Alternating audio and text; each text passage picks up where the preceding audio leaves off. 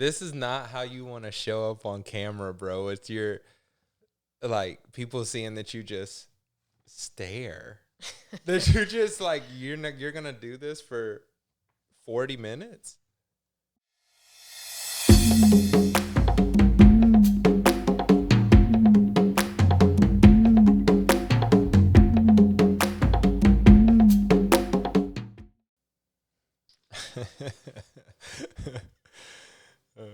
We go so hard. Like, studying on the path.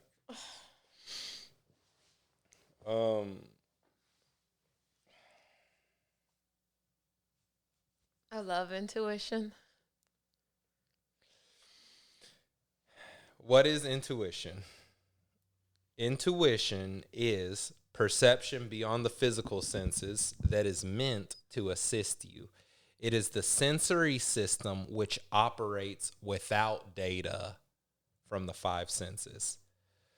That's Gary's definition. Mm-hmm. Lindsay, what is your definition of intuition? Intuition is the knowing I have that's free of justification, intellectual conversation, strategizing, debating myself. It's the knowing that comes as a standalone sentence or a standalone vision.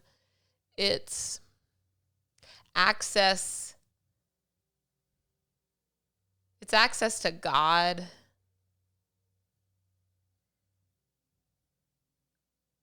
Yeah, I mean, I wish I had the words around what the actual feeling physically for me is. How does it feel different than thought, convincing, other mental activity or mental activity period? It's like intuition for me at times will come in a disruption of what the current conversation in my head is. And that's one indicator I know it's intuition, because it has like sometimes nothing to do with what's going on. Like I'll be in an internal battle about how to, let's say, like budget marketing dollars here. And then intuition will come in with something just like, it's not even in that game. It's not trying to be the answer to that, because that's like the problem and solution cluster I've created. The thinking mind being like, oh, I know the path. I need to work on this. And intuition is just like disrupting. It's clarity.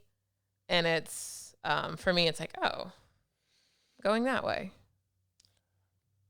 Gary in this chapter talks about how like intuition is given to us. A lot of terminology out there around guides or teachers or higher self or angels. And in your share,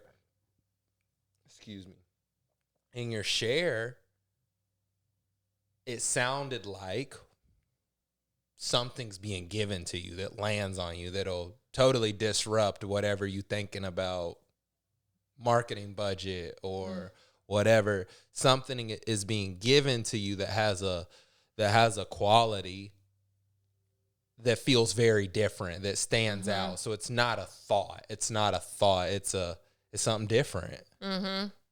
I love what Gary says in this chapter about if you ask for guidance, you'll get it. Which I've, like, most of the major decisions we've made here at Kali Yoga, there's been a moment of asking for guidance. Yeah, which is a lot. Yeah, which is great, because, like, this is my first business. And to have that, like, knowing. No, it's not. Okay, well, yeah. I had a dog walking business when I was 12. I had a lemonade stand when I was 9 to 12. And furniture flipping. Furniture finishing in my 20s. Selling paintings. Selling pottery. This is my first business I'm paying taxes on. The rest I've been a little under the table. Oh, man. Hey, you might have to cut that. Okay, wait, but let me get to the point here. What's cool is like when I'm connected to intuition, I don't have to know how to do what I'm embarking on doing because I'm trusting I can ask the questions when they get there. For me, that guidance, when I ask for it, when it comes outside of my figuring, my thinking. So this is the test, I guess, I choose to put higher self, God, source, angels, teachers through. Testing God, are we? Not purposely. Okay. But this is what I do, and I watch myself do it. What I've done in the past, at least. All right, help me, God. Oh, I bet it's gonna be like this. It'll probably be like if I were God, it would go like this. Act like it's when I'm operating above my pay grade, I'm like looking for it, trying to figure it out. Yeah. That guidance that is given is when I am in surrender. Yeah. When I let what there is to do come from, I'll call it a greater me, and I can call that God or whatever term we want to use. It doesn't happen when I like watch myself play the game of trying to like fabricate it. It's like really, actually, for real, receive the guidance because you don't know, Chris. And so, so that surrender into receiving guidance from intuition is an ongoing practice for me. There's this, it's like an auditory term, something around your threshold for hearing. That's like if the TV's at a certain volume and then you turn it down, you spend time acclimating to that volume and then you can hear it. And then you turn it down and you spend some time acclimating and you can hear it. Never knew they had a term for that, but I so feel that. There's a term for it. 14 is straight, but I was just on 31. But yeah, because I used to have the cartoons way too loud at my mom's house, and she'd be like, "Turn it down." I'd be like, "I can't hear it if I turn it down." She was like, "Well, just turn it down and you'll be able to hear it." And I'm like, "What?" And I feel like intuition, the practice of listening to intuition, is like that, and acting on it. It's like when I act on it at this level of hearing, like when intuition just like pops me upside the head and okay, now I can hear it at that level. But then it's like, all right, now can I listen for it a little bit softer so that it doesn't take that's so good acts of God in my life and like that's and then so I keep turning it down and like, oh, now I hear it, it's subtle. It doesn't require as much volume. Yeah, I mean, I think about my music and intuition is totally can be at play when I create. And when I'm creating from intuition, I love it. I'm drawn to it. That's what calls me to it when I don't have the answers. When I'm trying to make my own thing happen, I hate music. I don't want to do it. Why am I here? Why am I playing this flute? Why am I playing this guitar? What's going on? Like, and I think that music is a sacred language, and if something happens anywhere, something happens everywhere. So if I'm trying to tell the music what to be, and I'm feeling that like something ain't right when it's like ultimately me guiding me, then I can expand that out into like, oh yeah, this is true about life too. Like me guiding me, I'm cut off from something. And and I feel like it is how you put it so beautifully, like it's a practice of like attuning to that listening. And I think to varying degrees, like each of us are having an experience where we're out here operating from intellect and convinced that intellect and ego has it down. You know, it's especially especially if, especially if I'm good at persuading people, good at getting people to think I'm right, good at getting my way externally, then oh yeah, like, and I'm feeling for myself, it's like, oh yeah, it's really gotta be a practice of surrender to hear more. So, okay. I'm hearing that there's like, let's draw this back some. Let's like simplify it even more because, all right, I consider myself fluent in the language of my intuition. I consider myself one who's like, bye Cashew, chosen the path of listening to my intuition. Like I feel a connection there. I look at my life right now. I'm sitting in Kali Yoga Center. I have all these amazing people I get to work with. I'm in relationship with you. We have this amazing daughter. Even Cashew is just like perfect for this place, perfect for the life we're all living. Quiet. He just barked. He said this could be better. But what I know to be true right now is I wouldn't be living this life without following my intuition. Mm-hmm. Like this is bigger than my intellectual grasping or bigger than I even daydreamed up. So I feel like I'm living in the gifts of intuition. Cashew, come here. Come here. Come here, man. Come here. Come here. Come on. Cashew, come on.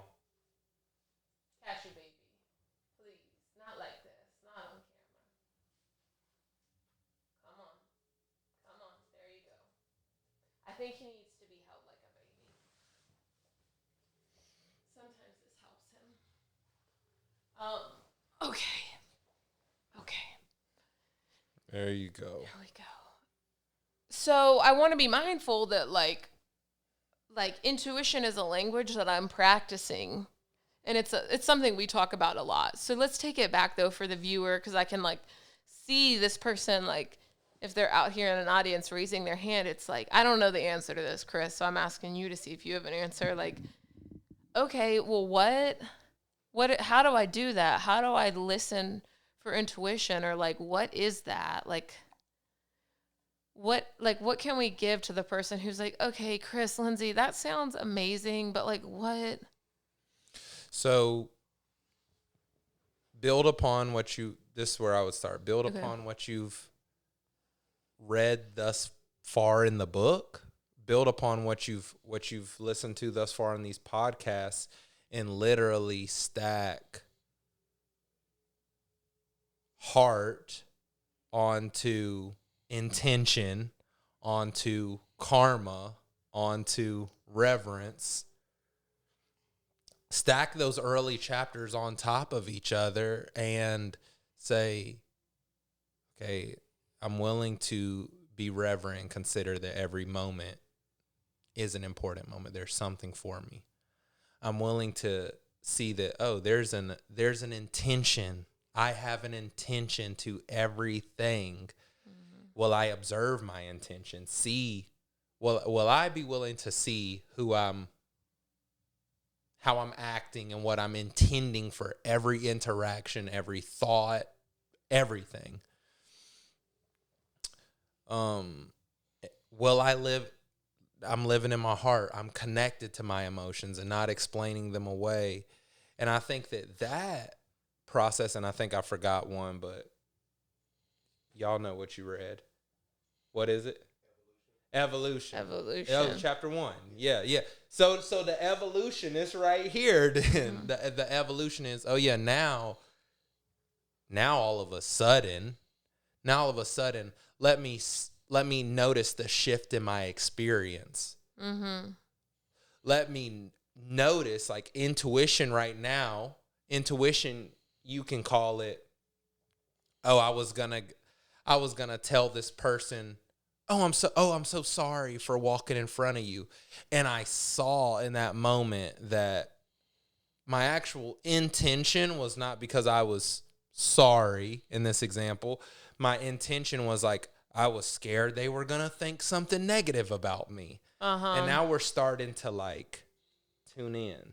Yeah. So I can't say like from being in the heart and noting intention, I can't say where intuition, like this is where it starts. And I think we're upgrading our listening. We're upgrading the reverence of our experience as we get into these practices, and intuition, whatever you're going to call it, comes online. Yeah. And then, you know, I have not had as many of those moments that I've seen you make decisions from, of like clear, like this is what it is, and I'm so clear on that. And I admire that about you. And I know that on my path of having more and more of those moments, it's through getting clear on my intention, watching when my personality is in the way, you know? It's harder for me to get like my personality preferences out of the way. It's harder for me to do that than it is to just notice when it is my personality that is in the way. Like, you know, if I can just be in the noticing, that's good. That's a good movement for me. Was that a knock on wood? Yeah, it's a just hard-headed. How precious is this right now? Depends on your view. For my view, it's amazing, and I don't know how much his balls are just right in the camera, so depends. Yeah. Well, from my view, this is the most precious, and yeah, he's a good boy. Catch you, baby. We should get him a little like Monstera leaf from the hall and just hang it right there. That's makes me think about Dexter's Laboratory. Like sometimes Dexter would be like naked in the episodes, and he had a little leaf that would cover his A little leaf. his stuff. Something that I want to speak on is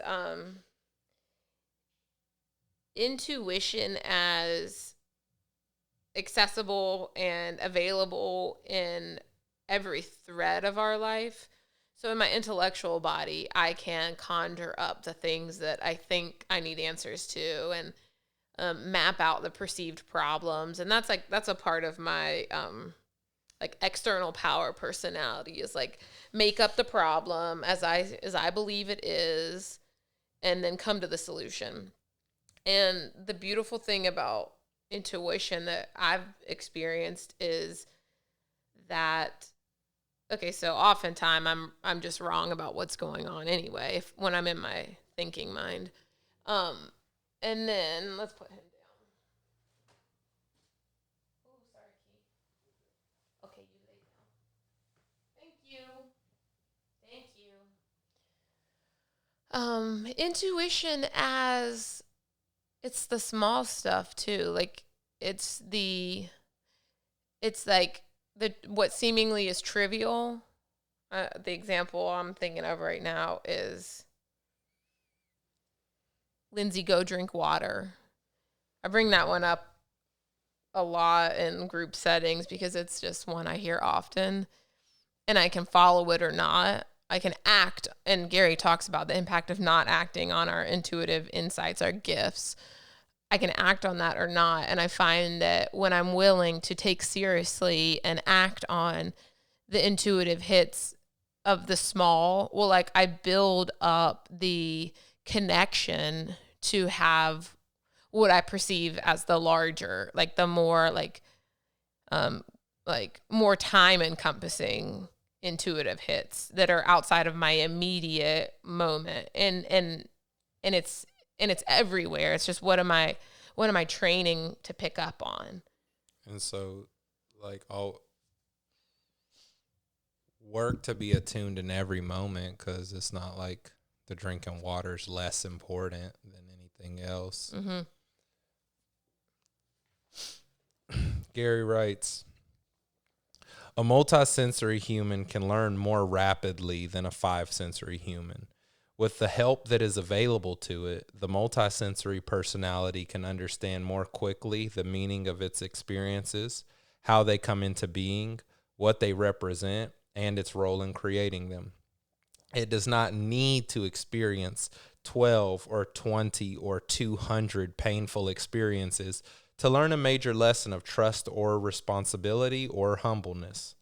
This does not necessarily mean that multisensory personalities do not experience painful situations, but that they have the capability of learning more quickly from them than five-sensory personalities, and therefore are more quickly able to choose more wisely and with more compassion. So, yeah, really, I mean, I think like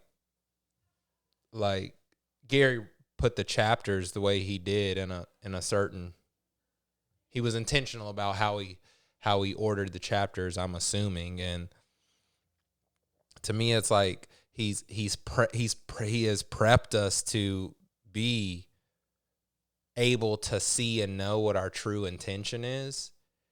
He has prepped us to live in the heart and be free of the stories of the mind. And like one thing, when we started talking here, your first share on intuition was like, it's one sentence. Mm-hmm. It's clear.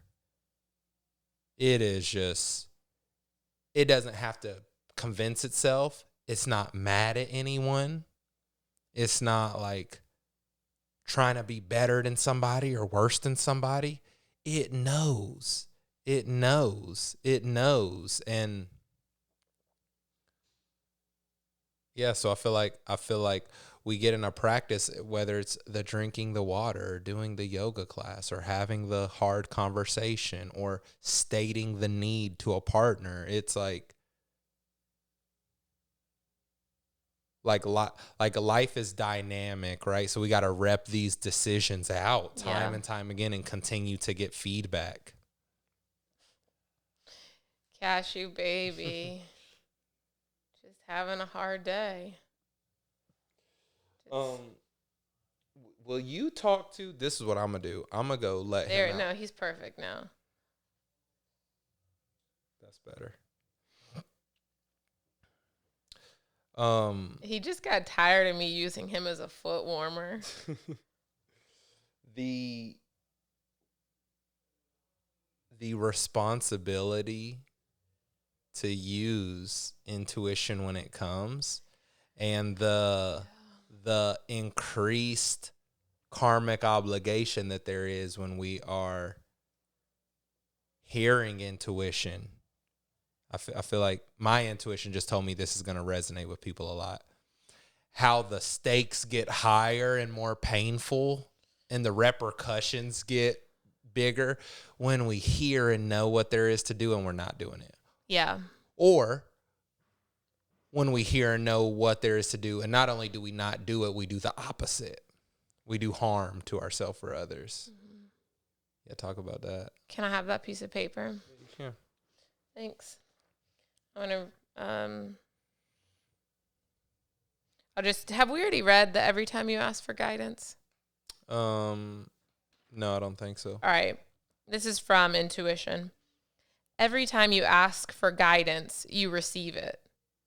Unused guidance, knowledge stored in the body without being used to benefit others, becomes harmful. Karmic obligations that are created by the deliberate misuse of knowledge, by knowingly harming or creating discord in another, are greater than those that are created in ignorance.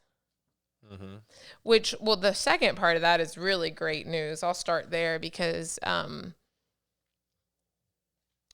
I don't know what I don't know. So there's a lot. Yeah.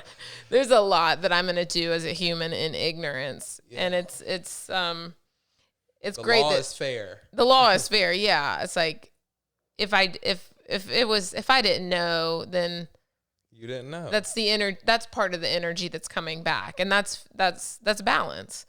Made me think of like my dad's side of the family, the grandmas be like, now you know better. Uh-huh. Now you know better. Uh-huh. Hey. Yeah. You know better. Yeah. And Karma be like, you know better. Yeah, I told you. So one thing about intuition, as I experience it, I mentioned God, source, like it's messaging from divinity. It's messaging from truth, capital T. And it's not like I don't believe intuition to be like this radio station that we can all tune into and it's the same content for everybody. I remember growing up and being told like God knows each of you individually, and I was like, whoa, but there's like a lot of people in my 3rd grade class, so like how's he doing all that? And like I relate now to that. Like what I receive is so specific for me and for my life force and for my time on this earth. And so the impact of not acting on that, well, it's like, it's a missed opportunity for heaven to be created here on earth. Because something divine wants to come through you in a decision being played out in your life. Like the water, like that's part of heaven wanting to incarnate that light wanting to shine in your experience. And I have free will. And that's the path of evolution. Do I evolve through love or through pain? And like the not listening to the intuition is like, that's love. That's light. Okay, I cannot do it. I'm going to learn through pain. There's a suffering. There's a cost to even the physical manifestations of my life when I'm not listening to light. And then it's like, with everything that happens in our life that's here for our evolution, whether it's through pain and love, well, then we have an opportunity of how we respond to that. And that choice is also, am I going to respond through anger or through love? Am I going to see this through the path of my highest self coming forth in my evolution, or am I going to feel victimized and be resentful? And that has a karmic debt, both of those. And it's like how to get in that cycle of I'm listening to intuition, I'm experiencing love, I'm in the glory of life. Here's what it be like. I don't do the thing I know I need to do. Now I'm sleepy. Now I just kind of like, heavy. Yeah. I'm sleepy. That's how our daughter says it. She's 2. I'm sleepy. I'm avoiding the hard thing and the right thing. Yeah. Oh, now I'm mad about something else. Now I need to eat some food. Yeah. And so as we come online to connect with our bodies, as we come online to connect with our hearts, like all of this work of being conscious of our experience and conscious of our intention and reverent and connected to our emotions, they all work together. They all intertwine. And I can see it's like, oh yeah, the impact here was like, or the genesis of this was actually because I got the guidance. I had the knowing and I didn't act. Yeah. Unacted on intuition creates residue in the physical body. Like the connection between the heavens and the earth is as whole and complete as the connection between my emotions and my body. Like there's no separation. This is not 2 we're talking about. So if I'm not acting in the realm of intuition, that's so good. Well, there's a cost physically to that. There's a compassionate, and it is compassionate. There's a compassionate suffering that begins the longer that lag of time is between when I've been shown what's true and when I act on it. Yeah, I've had my hips deeply hurting before from conversations I've been putting off. Yep. Which is something, I mean, and I feel that.